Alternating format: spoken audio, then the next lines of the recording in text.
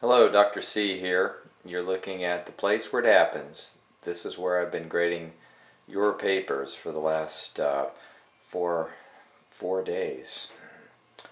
I'm down in the kitchen right now making myself a liquid refreshment to celebrate the end of the grading. And when I get back, I'd like to sit down and say a word about these first graded papers.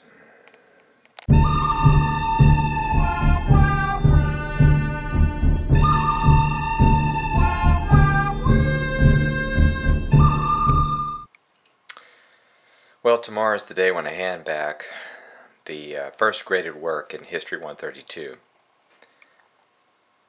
I'll be honest with you, I am dreading this moment. The papers aren't very good, and most of them are C's and D's, and when they're rewrites, you're just kind of hoping that they'd be better than that. I want my students to succeed so badly, and it hurts really when they don't, and I wonder why. What's going on here?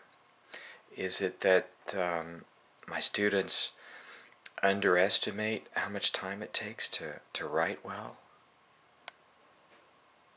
What worries me is that maybe the problem here is they don't think they need to be good at this skill of writing, of expressing themselves clearly on paper.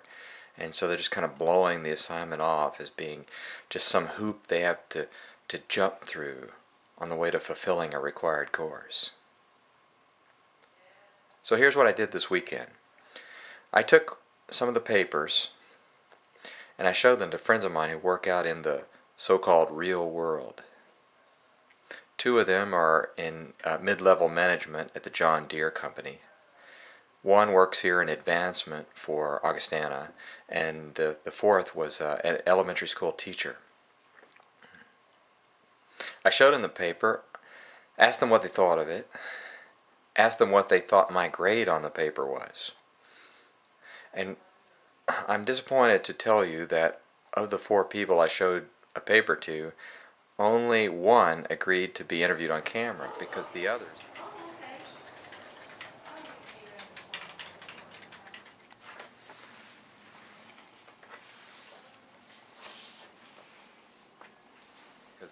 thought the paper was so bad they didn't want to hurt anybody's feelings. They didn't want to come across as a mean person, so they didn't want to be interviewed.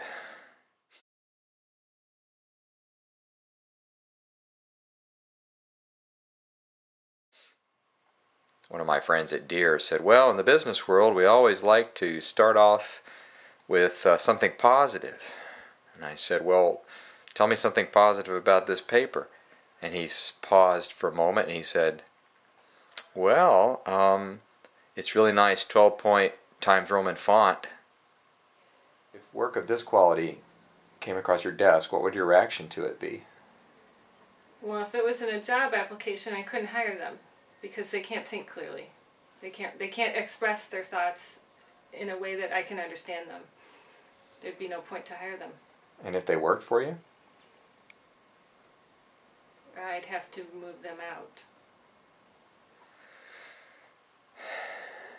The truth is, learning how to write, learning how to think clearly, how to ask a good question, how to make connections, all of this is what eventually is going to make you employable.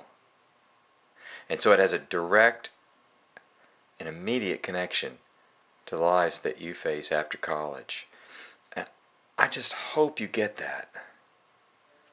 And that you give a class like History 132 everything you've got. Because I'm trying to show you what it takes to be able to think well.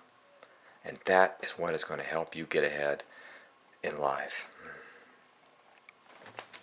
And in your work as a development officer, how important is writing? I write all day long. That's what I do. I write letters. I write reports. I write things to persuade people to give to the college. I write things to thank people for giving to the college. I talk about the impact their gifts have made. If I can't get that across clearly, then I failed.